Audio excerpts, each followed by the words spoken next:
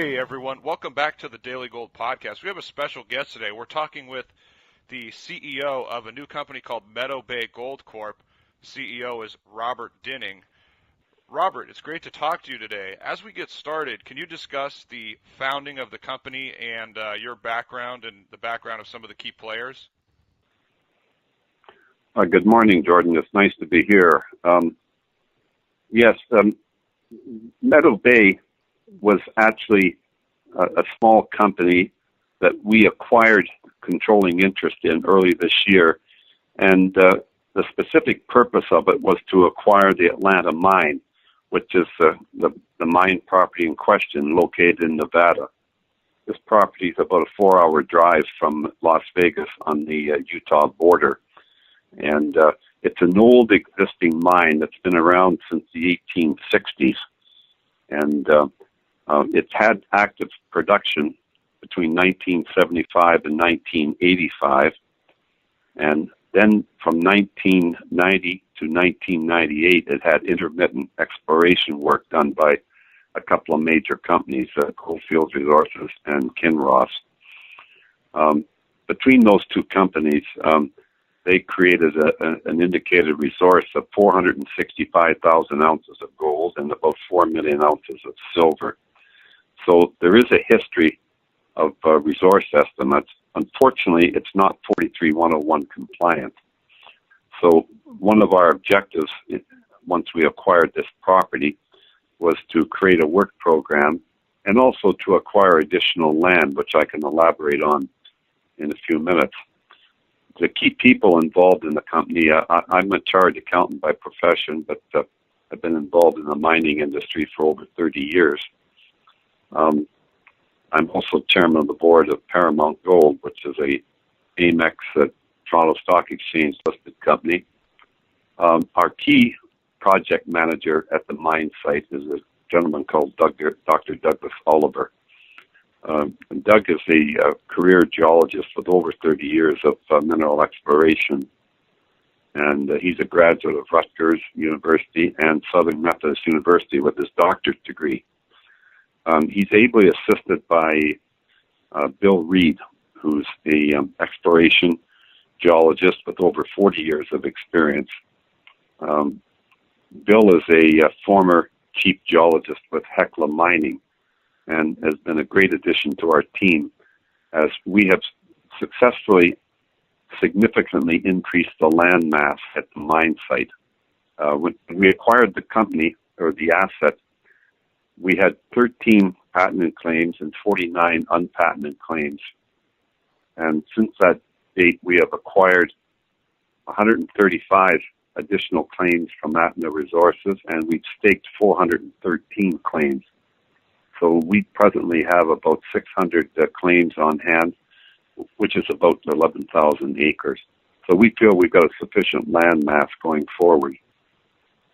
That's a brief background on the people and the property as we inherited. Now, Robert, can you talk about the existing infrastructure at the Atlanta mine? Because I understand that there's quite a bit there that's available to you as you get started. The property is quite well defined from a geological point of view, and there has been some significant drilling done in the past, and we intend to do quite a bit of drilling between, we started in June, and we expect to drill right through to the end of December. The property, as I said, our geologists can define it better than probably I can, but our intentions this year are, we've hired a company called Gustafson out of Denver, and we've asked them to prepare us for a 43-101 compliant report. Now, in order to do that, we've had to twin some of the holes that were previously done by Kinross. We have completed that twinning process. We've drilled 6 holes, and we are currently awaiting assay results. Moving forward, we're going to drill probably 10,000 additional feet of core and an additional 20,000 feet of RC drilling. And that's going to carry on to the north of our property. and we're going to do some step-out drilling to the north. And we're following a pattern where the geophysics predicts the extension of the Atlanta structure. And we feel quite excited about that because we feel that we can increase the resource quite significantly based on the testing we've done to date.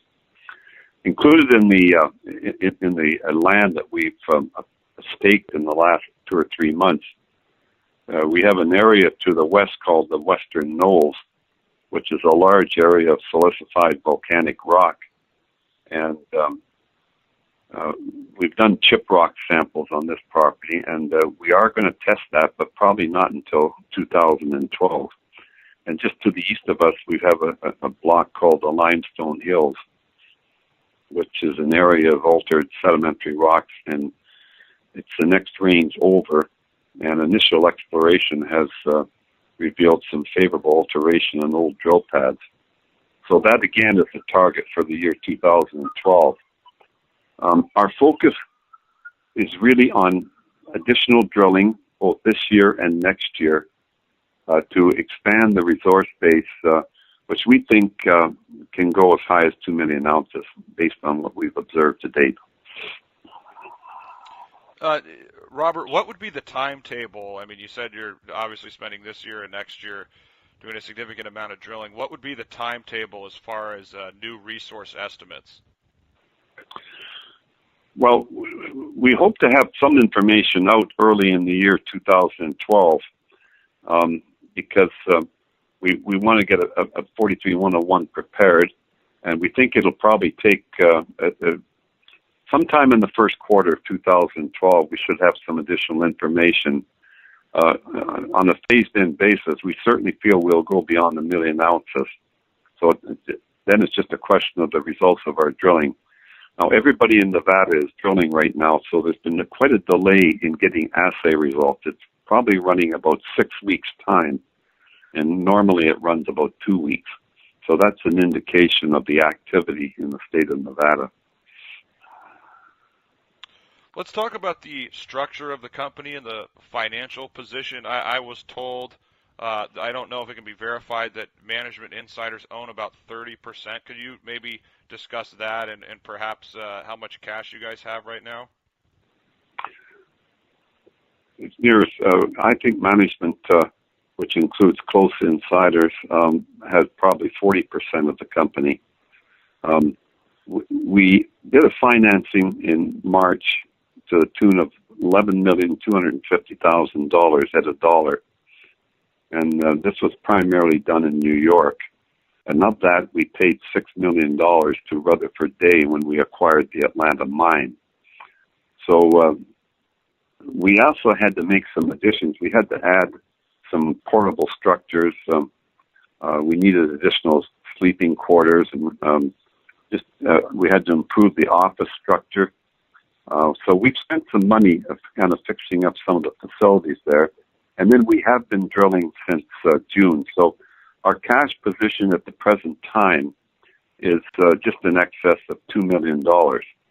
And sometime this fall, we depending on how quickly our drilling goes, we anticipate maybe an additional financing. But at the present time, we have sufficient cash to carry out our needs.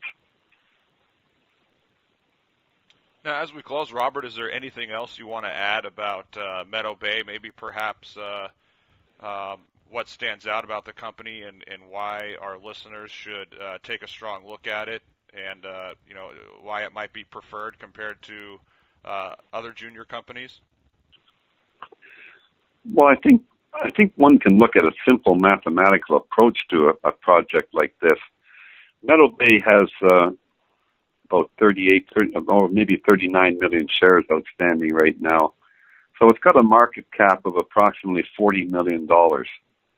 Now, based on what we know right now, we don't think operating costs on an open pit would ever exceed $450 an ounce. You've got gold at $1,800. Just on general interpretations, with near-term production capability, and all open pit that we are aware of. The gold that we anticipate being in the ground has got to be worth at least $150 an ounce, which makes us probably a $3 stock at a minimum. So, we think that we've got quite a bit of upside in our project. We've got very capable people on site, and we think that our future is quite exciting. Okay, Robert. Well, thanks so much for your time today. I really appreciate it. Okay, nice to be there. Thank you.